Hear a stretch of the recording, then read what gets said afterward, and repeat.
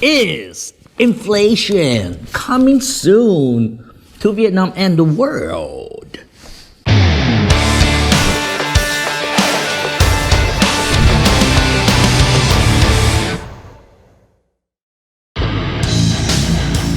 Hey Tom Peng, love what you're doing on your channel, buddy.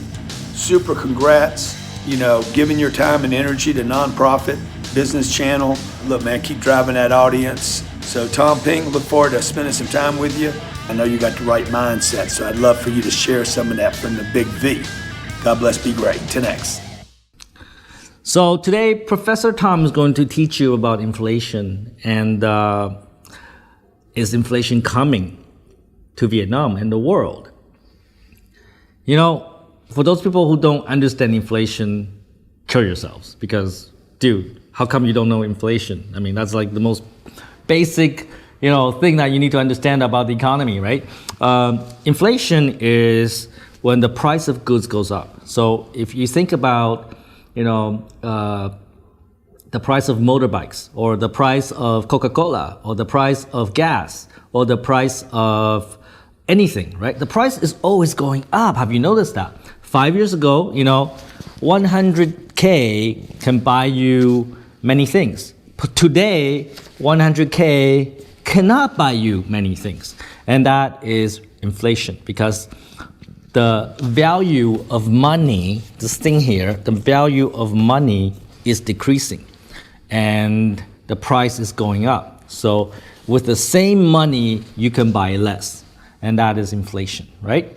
So obviously, that means inflation is bad because if you have 100K today, tomorrow this 100K can give you less.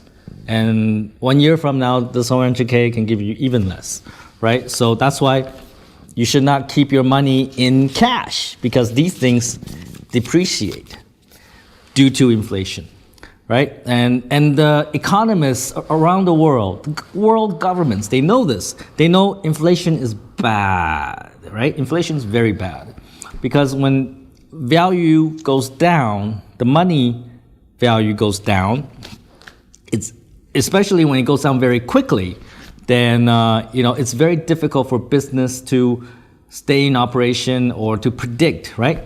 So there are countries like Venezuela, there are countries that have hyperinflations, right? Meaning that maybe their inflation is 100% a day, meaning that this money, 100K, is only worth 50K tomorrow and 25K the day after.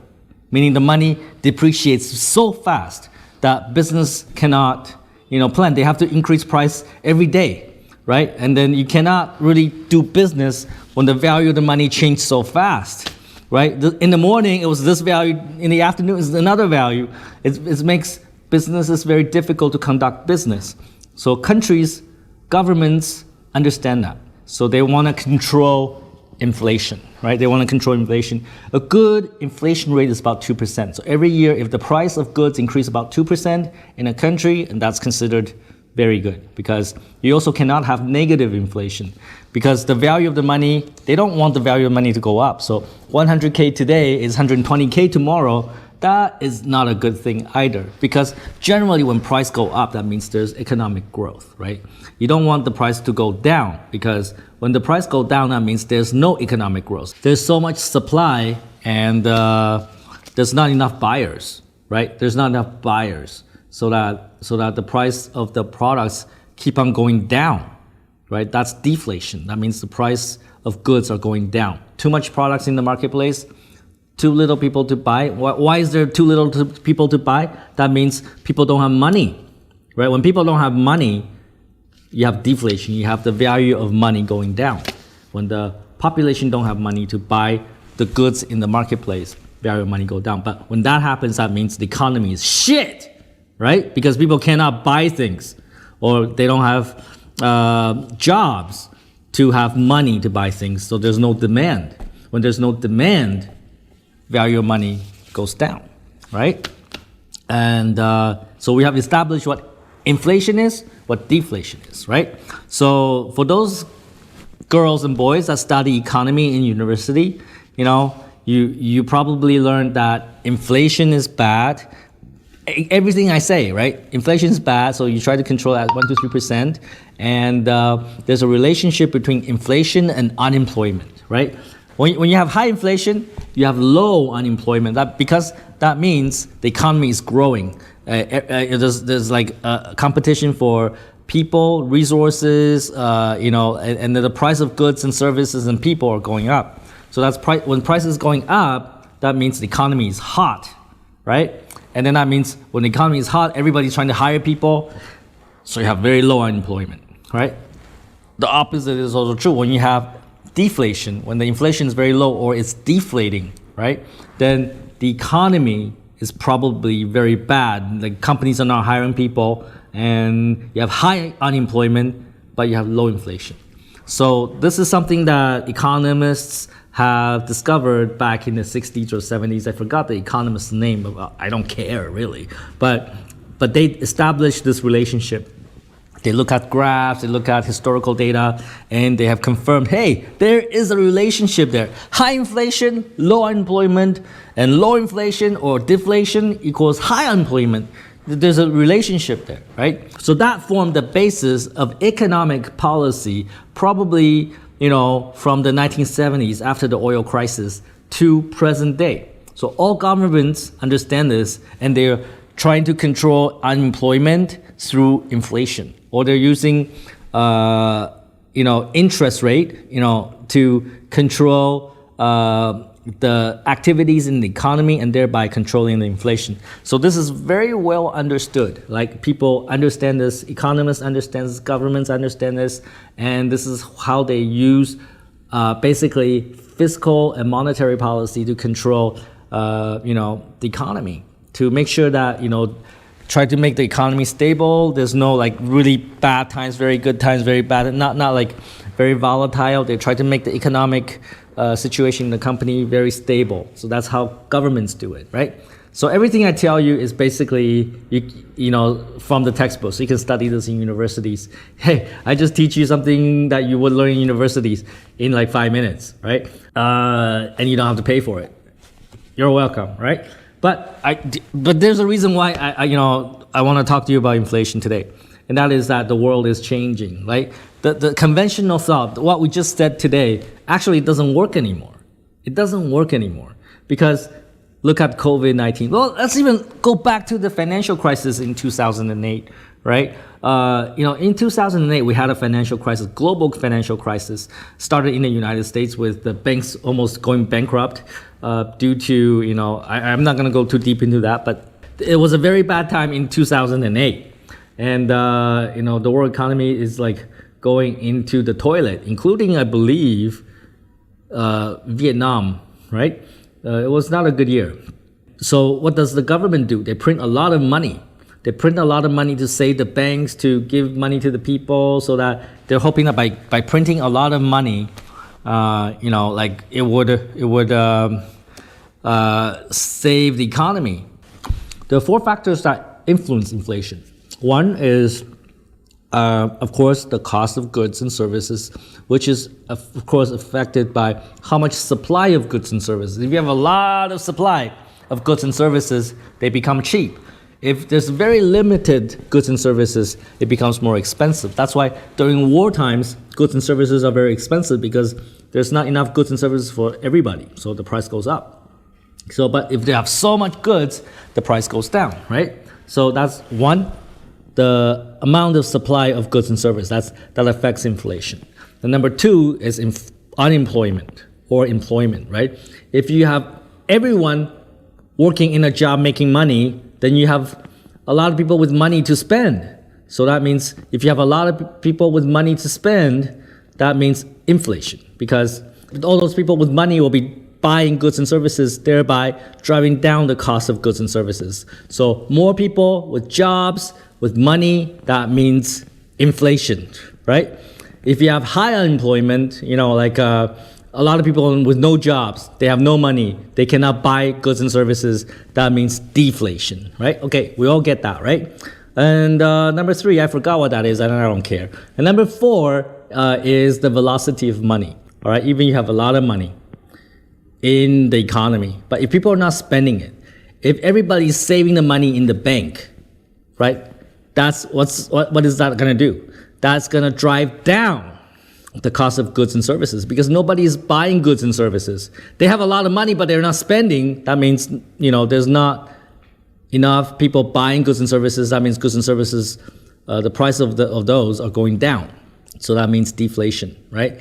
And let's go back to number 3. I remember now, it's actually money supply. So governments can print money. Governments can print money. They can print a lot of money and then inject that into the economy. And when there's a lot of money in the economy, what happens? Inflation, because there's too much money. There's too much money going after the same level of goods and services in the economy, right? So everybody has so much money, so they go out and buy goods and services, and the price of goods and services goes up.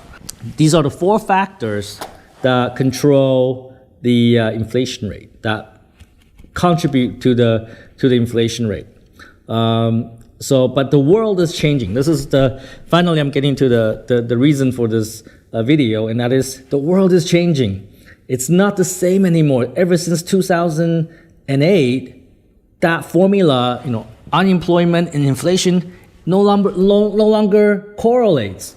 So what happens today is that since 2008, when the government print more money, it actually doesn't go into the people's pocket.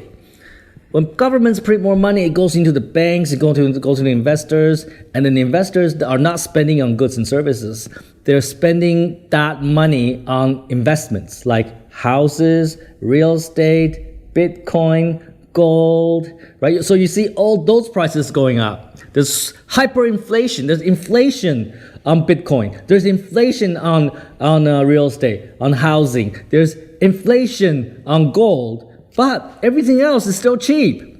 And the reason why is that the average person doesn't get benefited from the extra money that the government is printing. So they're still poor, they're still unemployed, and they still don't have money to buy. So that's why the average goods and services are still cheap. And in fact, there's probably deflation on the cost of regular goods like toilet paper.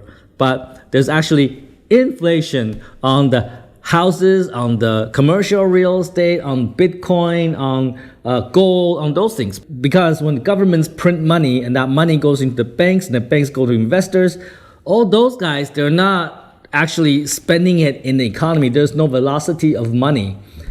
And therefore, that money is not being used to kickstart the economy. That money is actually just being used to spend on stock market, real estate, Bitcoin, and gold. So those things keep on going up. If you check the US Dow index, right? Dude, it keeps on going up, even though the economy is shit. So everything in the world is changing. All the conventional things that we think about the economy, everything we learn in university about how the economy should work, it doesn't work like that anymore. The world is different. And is inflation coming with the U.S. government, printing $2 trillion, injecting that into the economy? Do you think there's going to be inflation? By the books, if you go by the books, oh yeah, there should be hyperinflation. There'd be so much inflation right now. But the fact of the matter is there's no inflation because there's such high unemployment. There's such high unemployment. There's people have no money to spend. And all that money that's getting printed, they go to the banks, they go to the investors, and they're buying up Bitcoin, and they're buying up gold, they're buying up stock markets, stocks, and those things are inflating. Those things are getting more and more and more expensive, while everything else is getting cheaper and cheaper and cheaper.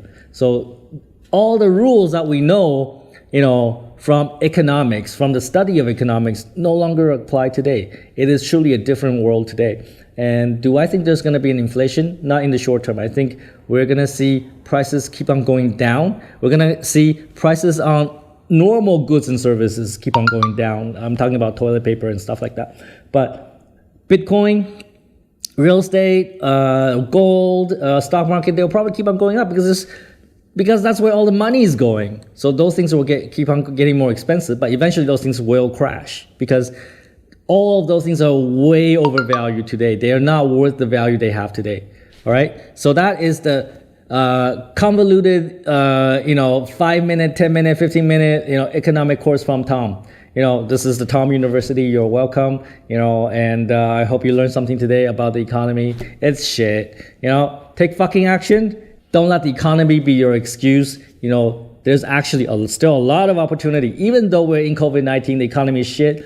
But let me tell you, I made more money in 2008 and also in 2020 when the world was in shithole. I made more money in those 2 years than any other year, all right? Because chaos creates opportunity. And I'll talk about that more in the future, but chaos creates opportunity. It's always been like that.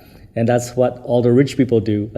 They wait for chaos, right? And when there's chaos and you're the guy that can create order in that chaos, you're gonna be a fucking rich guy. All right? Take fucking action. And don't be a fucktard.